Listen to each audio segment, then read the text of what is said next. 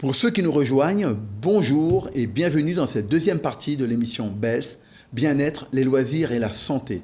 Je refais un petit tour de table de présentation, si vous nous prenez en cours. Nous avons le père Isaïe de Saint-Pierre. Bonjour. Le président José Labouras de la branche du port. De l'Église de Jésus-Christ des Saints des Derniers Jours. J'ai une question là-dessus juste Oui. après. Nous avons l'imam Shokat Limbada. De la mosquée de Saint-Paul. Et notre chroniqueuse habituelle, Madame Cuche, Oui. psychologue. Alors justement, je commence par vous, président Labouras. Vous avez un nom qui mérite à explication. Dites-nous. Effectivement, pendant très longtemps, on nous appelait les Mormons. Alors cela est lié en fait au livre de Mormon qui effectivement raconte l'histoire d'un peuple qui, 600 ans avant Jésus-Christ, ce peuple, donc cette famille a quitté Jérusalem suite aux attaques, aux méchancetés contre le prophète, et ils ont émigré donc sur les terres d'Amérique, 600 ans avant que le Christ ne naisse. Et sur ce continent américain, donc pendant ces années qui se sont écoulées, il y a eu toujours l'Église du Seigneur qui était rétablie, il y a eu des prophètes, et le dernier prophète qui a compilé donc l'histoire de ce peuple s'appelle Mormon. Il a donc écrit cette histoire sur des plaques d'or, et au bout de quelques temps, dans les années 300, 400 après 400 Jésus-Christ, après Jésus-Christ, donc ce prophète a enterré ces plaques dans une colline qui s'appelle la colline Qumran. Et ensuite, là, on se prolonge dans l'avenir. Dans les années 1820, le jeune prophète Joseph Smith, donc, qui demande à Dieu où se trouve la vraie religion, recherche l'existence d'une église. Et là, donc, il a été commandé de se préparer à recevoir des révélations pour rétablir l'église de Jésus-Christ. Et au bout d'un certain temps, donc, un ange lui est apparu, l'ange Moroni, et qui lui a donc montré l'endroit où se trouvaient ces plaques. Donc, dans les années 1820. Donc Joseph Smith n'a pas écrit le livre de Mormon, il n'a fait que le retrouver. Exactement, il l'a retrouvé et ensuite il l'a traduit, parce que c'était écrit en hébreu réformé égyptien. Donc à partir de là, il l'a transcrit et aujourd'hui donc on a ce livre qui s'appelle le livre de Mormon. Et à l'époque, donc tout un chacun nous appelle les Mormons à cause de ce livre. Justement, Président, quand on dit Mormon, on associe aussi avec un certain fantasme les Mormons polygames. Est-ce que c'est une réalité? Qu'est-ce qu'il en est? Non, ça c'est terminé, mais je reviens pour le nom de Mormon. Donc l'église, le nom officiel de l'église, c'est Église de Jésus-Christ des Saints des Derniers Jours, parce qu'à un moment donné, le prophète qui dirigeait l'église a reçu une révélation où il a reçu comme information que l'église porterait le nom de Christ. Donc Église de Jésus-Christ et des Saints des Derniers Jours, parce que c'est l'époque actuelle, par rapport aux saints qui étaient sur la terre du temps du Christ. Donc c'est pour ça qu'on dit Église de Jésus-Christ des Saints des Jours. En tout cas, vous êtes chrétien, Exactement, totalement, bien sûr, avec oui. la Bible, pour ceux qui nous prennent en cours. Exactement. Vous utilisez la Bible, l'Ancien Testament, le Nouveau Testament. Exactement. Et vous avez le livre de Mormon complémentaire pour la catéchèse. Exactement, qui complète les connaissances sur la Bible. Et ma deuxième question... Alors la deuxième question, donc, effectivement, au début du rétablissement de l'Église, les membres pratiquaient pendant un certain temps la polygamie. Cela parce qu'il fallait à tout prix augmenter la croissance du nombre de la population. Et à un moment donné, cela a été arrêté parce que nous avons également dans nos articles de foi un article qui dit que nous devons nous consigner aux lois du pays là où nous sommes.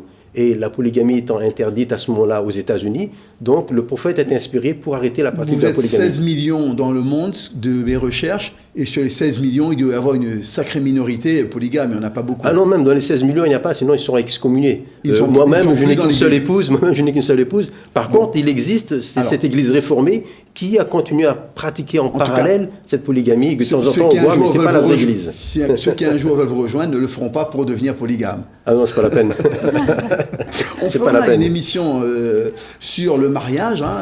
C'est une thématique qui plaira beaucoup à l'imam, au prêtre, pour la préparation du mariage. On en fera une si ça vous convient. Alors, pour revenir sur cette notion du pardon, une question qu'on a développée un petit peu dans la première partie, qu'on voudrait continuer à développer, c'est peut-on tout pardonner? Peut-être le père Isaïe. Alors, peut-on tout pardonner? On peut pardonner ce qui nous concerne, mais je dirais Dieu seul peut tout pardonner. Quant aux hommes, voilà. J'ai l'habitude, généralement, quand on parle de la fidélité, parce que dans le sacrement du mariage, dans l'Église catholique, la fidélité fait partie des fondamentaux. Je dis, quel est ce que vous ne pourriez pas pardonner à votre conjoint? généralement, les dames disent spontanément l'infidélité. Hier, j'avais justement un couple, lui-même m'a dit la même chose. Bon, voilà, ça c'est au niveau individuel, mais je dirais à un niveau plus général, à travers des choses qui concernent des peuples entiers, ou même des races. Je parle de génocide. Peut-on pardonner ? Je pense par exemple à un grand philosophe qui a enseigné à la Sorbonne dans les années 60-70, je pense à Vladimir Jankélévitch, qui opposait un refus, il était d'origine juive et d'origine russe, pourtant c'est un homme très très ouvert, qui a réfléchi énormément et profondément sur les questions d'éthique. Il a abordé dans ses livres, et très très profondément, il est génial, Jankélévitch, mais il opposait un refus absolu par rapport au pardon de crimes contre l'humanité. Je prends par exemple la Shoah. La Shoah, c'est-à-dire l'extermination volontaire, préparée, systématisée de 6 millions de Juifs entre 41 et 45. Je pense également auparavant au génocide arménien et assyro-chaldéen. Donc à partir de 1896 d'abord, et puis en 1915-1916. Alors dans le premier cas, le cas de la Shoah par exemple, qu'est-ce qu'on peut dire ? Même, je dirais, l'État d'Israël qui venait de naître en 1948, par exemple, il n'acceptait pas qu'au conservatoire, on joue du Richard Wagner. Pourquoi ? Parce que la musique de Wagner, c'était la musique par excellence du Troisième Reich.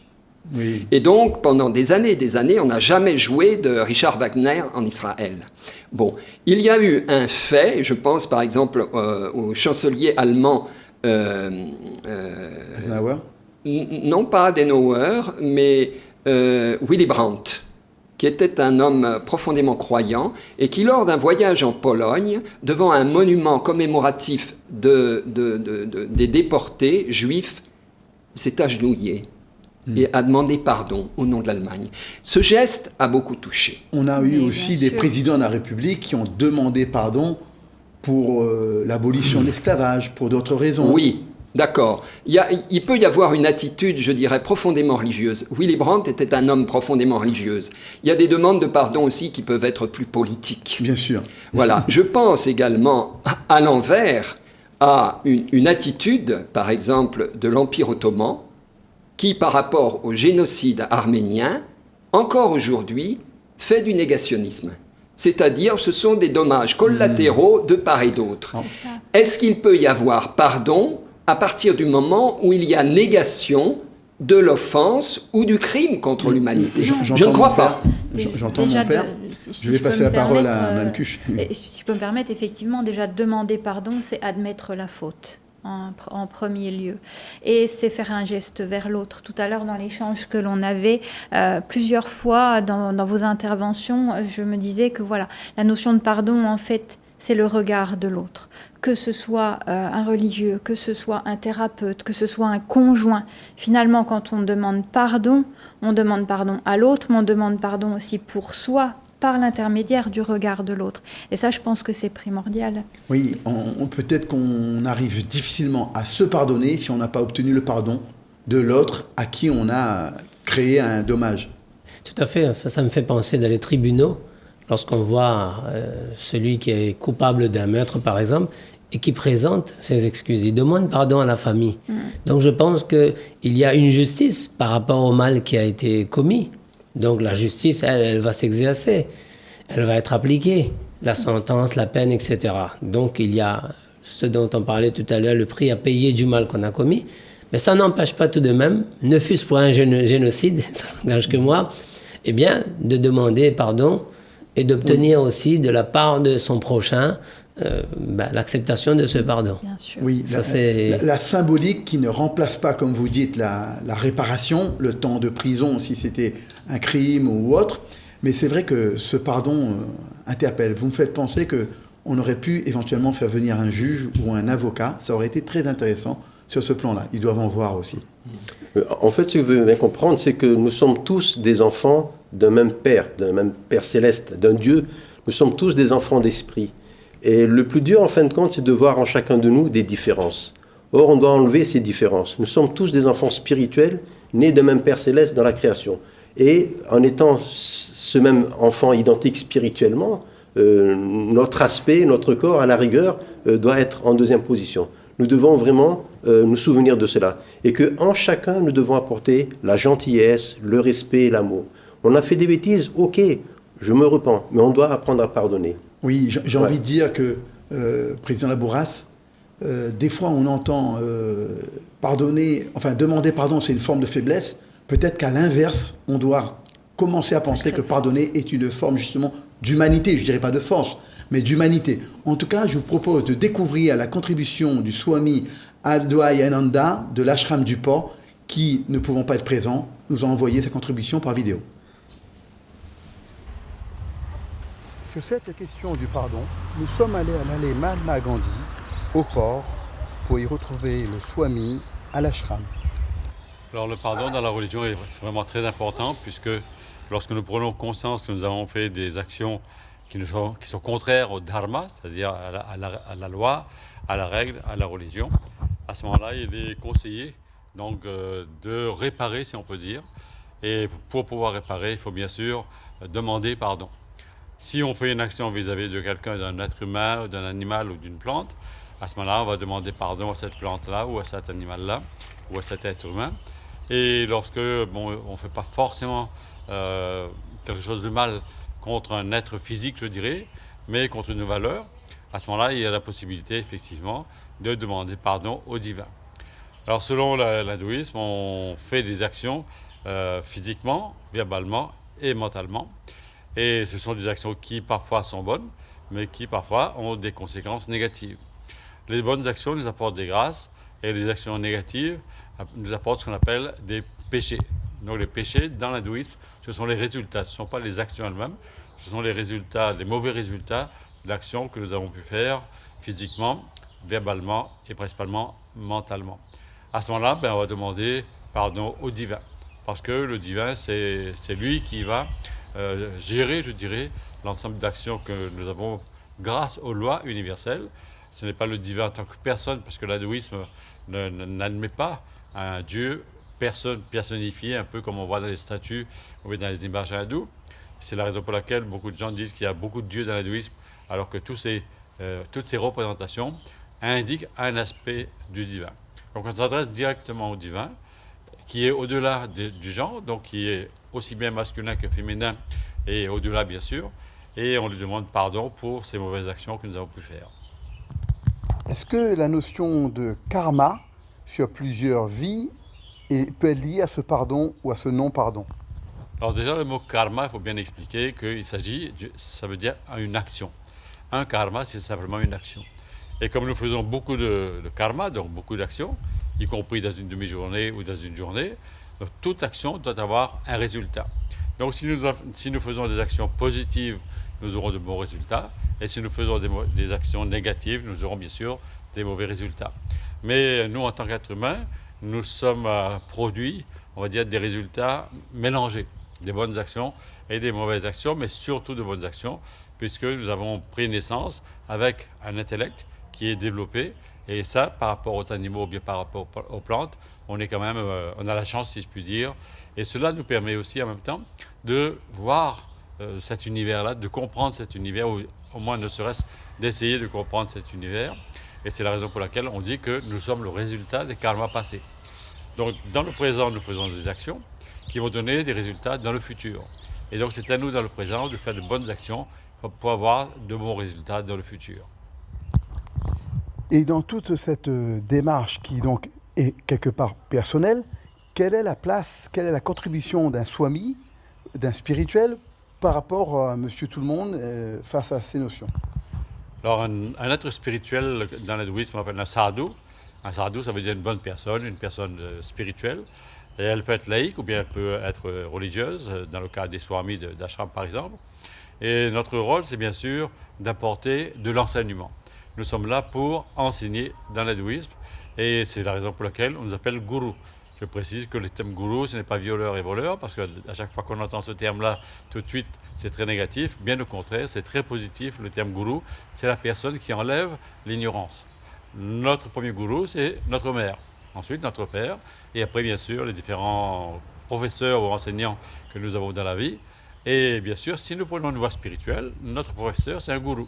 Si nous prenons une voie artistique, notre professeur, c'est un gourou. Ce terme, ça fait partie de la culture indienne, en général. Et donc, le rôle de Swami, c'est bien sûr d'être un gourou, soit de donner l'enseignement par la parole, en étudiant les textes, etc., ou alors de par son expérience spirituelle, ou de par son vécu. Donc, il va inspirer d'autres personnes, et il va bien sûr diriger les personnes vers le chemin spirituel. Oui, cette notion de pardon explicitée par le Swami est très riche.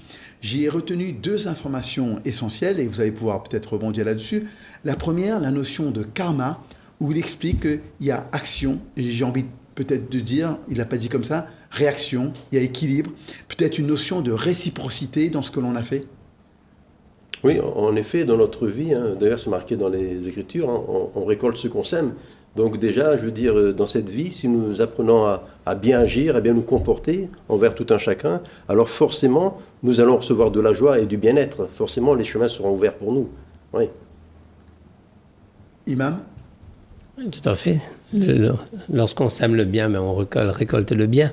Donc, je crois que c'est le sens même de la spiritualité, de se forcer et d'exploiter tout le potentiel de bien qu'il y a en chacun de nous, de nous élever à travers cela et d'essayer de dominer le mal qui puisse exister en chacun de nous. C'est important. Dominer le mal qui existe en chacun de nous, ça m'évoque un film reportage Hôtel Rwanda où un monsieur bêche le champ d'une dame parce qu'il est celui qui a tué le mari de cette dame-là.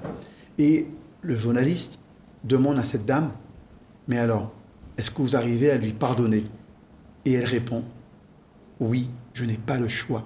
Quand elle dit ça, elle ne pense pas seulement au niveau alimentaire pour pouvoir avoir quelqu'un qui remplisse son champ et qu'elle puisse manger et nourrir ses enfants. Mais sur le plan spirituel, elle l'évoque bien dans ce sens-là. Pas le choix que de pardonner pour aller de l'avant. Oui, moi je crois que pardonner, c'est ouvrir un chemin de liberté, à la fois pour l'autre, mais à la fois pour soi-même aussi. Parce que s'il n'y a pas pardon, il y a prison. Oui, je citerai la phrase de Sartre, l'enfer, c'est les autres. Et s'il n'y a pas d'amour, c'est l'enfer aussi.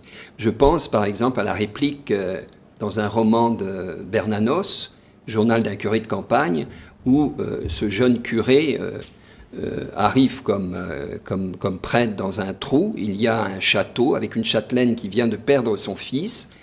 Et il va la voir pour essayer de la consoler, et son cœur est complètement fermé après cette mort de son fils. Et elle lui dit, « Madame, l'enfer, c'est de ne pas aimer. » Eh bien, on pourrait dire que l'enfer, c'est de ne pas pardonner non plus. Je voudrais profiter de l'occasion pour remercier vraiment notre Père des cieux d'avoir permis qu'un jour, son Fils, notre Seigneur Jésus-Christ, puisse venir sur cette terre et ait fait ce grand sacrifice, ce sacrifice expiatoire qui nous permet de nous racheter de toutes nos faiblesses, de tous nos manquements. C'est grâce à ce sacrifice, en fin de compte, que nous pouvons aller de l'avant et de pouvoir espérer un jour être effacés de nos péchés, parce qu'il a déjà payé le prix. Et comme je dis souvent à mes membres, je dis, une difficulté arrive, une épreuve est là. Mettez de l'ordre dans votre vie par rapport à Dieu, et vous allez voir que cette blessure sera enlevée, parce que Jésus-Christ a déjà payé le prix. Moi, je voudrais une dernière contribution. Conclure en disant, le Père Isaïe disait, ouvrir un champ de liberté. Pardonner pour s'ouvrir. C'est vivre. Et pardonner pour s'alléger, pardonner vraiment pour aimer aussi. C'est pour ça qu'il est important de demander pardon à Dieu pour le mal qu'on a commis vis-à-vis de lui, mais savoir dans notre quotidien, dans notre milieu, dans notre domaine professionnel, dans notre maison, avec notre époux, notre épouse, avec nos enfants, avec nos proches, avec nos parents. C'est très important de savoir demander pardon, avoir l'humilité de demander pardon si c'est moi qui ai fauté. Et si quelqu'un vient et nous présente ses excuses et nous demande pardon, alors sans hésiter une seule seconde, accorder pardon. Pardonner, c'est s'élever. Et lorsqu'on a su pardonner tout un chacun autour de nous, eh bien Dieu pourrait que nous pardonne nous aussi. Et c'est gagnant ici et c'est gagnant, être gagnant auprès de Dieu aussi. Voilà. Donc c'est pardonner, pardonner, pardonner. Pardonner, c'est la vie en fait. C'est la vie qui continue et qui reprend le dessus. Avec cette phrase que beaucoup répètent, pardonner ne veut pas dire oublier. Il y a un devoir de mémoire, bien évidemment. Mon père, je vous laisserai juste quelques secondes après en rappelant que notre prochaine émission sera justement sur l'écologie et quel est le pardon collectif qu'on doit chercher de ce côté-là. Peut-être, par exemple, du point de vue religieux, je crois qu'il y a des démarches au niveau de l'écologie et on cherche presque un pardon de tout ce qu'on a fait sur cette terre finalement. Et à cette terre aussi, comme l'évoquait un petit peu, face à la nature, le soit mis. Oui, c'est vrai que les paroles du commencement de la Bible, les recommandations de Dieu à Adam est de dire cultiver et voilà, garder et cultiver. Et bon, il est vrai que aujourd'hui le terme que l'on utilise plutôt, c'est le terme d'exploiter la terre, avec tout ce que ça peut avoir de péjoratif en français. Exploiter, c'est arriver à un rendement par tous les moyens. Or, nous avons à rendre grâce avant tout. C'est toute l'année, cette année qui a été l'année Laudato Si, qui sont les 2 premiers mots du cantique de Saint François. Loué sois-tu, ô mon Seigneur, pour notre frère, le soleil et la lune, etc. En tout cas, je vous remercie d'avoir participé à cette émission. Je remercie les auditeurs et ne manquez pas de nous retrouver sur notre chaîne YouTube BELS, sur notre page Facebook si vous voulez revoir les reportages en replay après les 4 diffusions à la télé créole.